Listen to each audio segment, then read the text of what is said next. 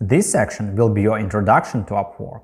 We will start by researching competitors, existing clients' offers, and a catalog with a fixed price from freelancers. All the information you collect will help you design your profile to look appealing to Upwork and potential clients.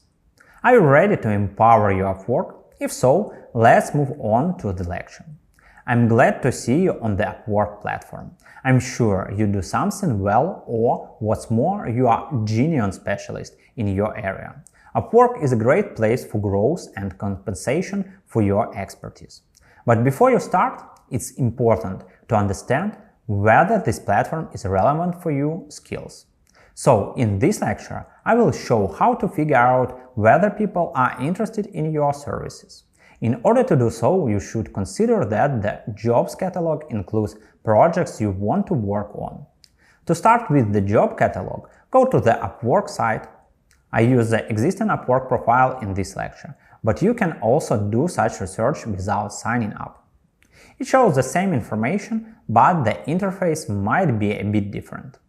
After that, move on to the search field.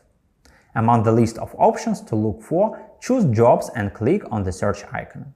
A new window will open and you will see plenty of options which are helpful in finding the best for your needs. Let's start your search with filtration using the most relevant categories. By going to categories, you'll see a lot of options. It helps to find 2 or more variants for almost every profession. For example, let's select the design and creative category. When the results are extracted, explore the first 2 to 3 pages. Open every project you consider to be interesting. Imagine that you would like to see more information about this project. Just click on it and a detailed description will open. Read all the information shown here, but pay particular attention to 2 parameters. Number 1. Specialization. I want you to understand that this isn't the same as a category we have chosen previously. To help you find out what each means, I have put the link with its description under the lesson. Number 2. A list of skills that the client considers important for completing this project. I advise you to put this data in a separate table. This doesn't require much time to do, but it helps you optimize your profile and make it the most relevant for projects you would like to get. I've added this template to the additional materials, so you can use it for yourself. Now, take a look at another case. Sometimes choosing categories can be too general and include a lot of irrelevant projects. But don't worry, you can clarify your request using keywords. It can be the definition of a certain favor.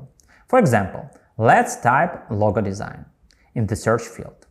Now you see all the projects where this task is mentioned. If you are skilled with a certain tool and would like to apply it to your projects, you can write it as a keyword. Near logo design, let's add the name of the tool for creating designs. Figma. By doing so, you will get a result that is related to logo design and Figma. However, you can also delete the logo and leave only the tool. If you would like to make the request closer to your needs, you can also add the niche or project type to work on. You can add it together with other keywords or go separately. Let's try to delete the previous keywords and type SaaS to find software-related projects. Now you have a list of these results in niche. The next actions are the same as those we talked about in categories. Explore the first 2 or 3 pages. Read details about the desired projects and write in the table of specializations and skills shown there.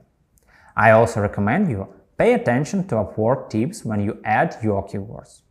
There might be some really relevant and often used keywords that you haven't thought of before.